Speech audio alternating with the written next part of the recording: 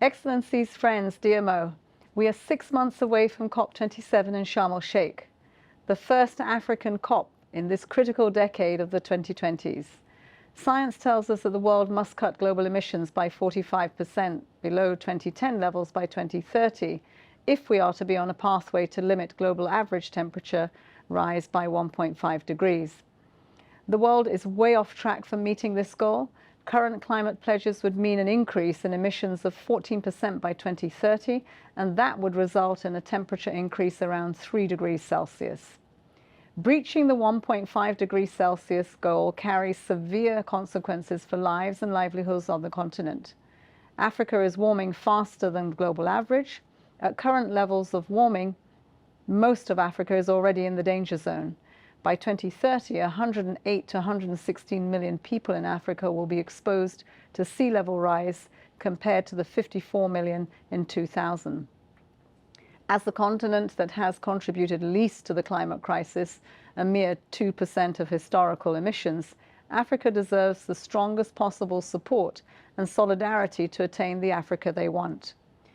The multiple crises, from climate to COVID-19 and more recently the war in Ukraine, see immediate effects on energy and food prices, which have further exacerbated existing vulnerabilities in Africa.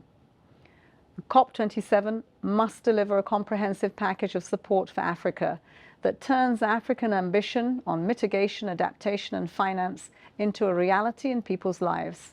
This means taking the current global situation into account.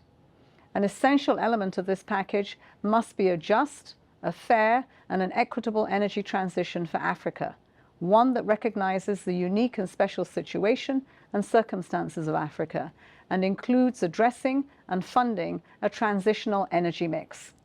Reducing emissions and providing energy access to the 600 million Africans who lack access to electricity must be pursued with the same degree of urgency and ambition. Sadly, today we face a major financing gap. 14% of the world's population lives in sub-Saharan Africa, yet only 3% of global climate finance flows into the region. Only 2% of global renewable energy investments in the past decade have gone to Africa, even though the continent has abundant and untapped renewable resources. The 100 billion commitment made over a decade ago must be delivered. We also need to ensure that Africa benefits from the trillions of private finance being mobilized to accelerate the energy transition. This will require that the multilateral development banks and development finance institutions be more creative and innovative in creating financial instruments and structures which take into account the needs and the circumstances of all African economies. By COP27, we also need concrete proposals on the table to make access to climate finance easier and faster for African nations.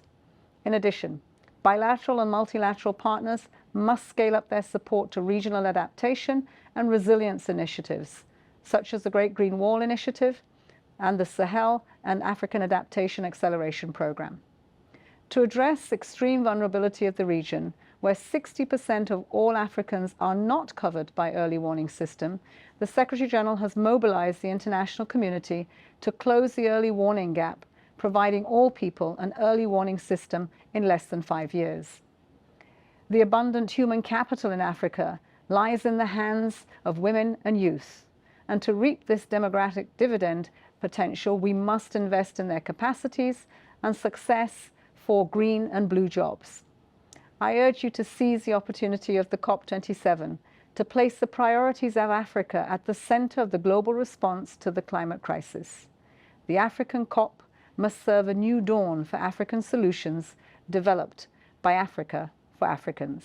I wish you a productive summit.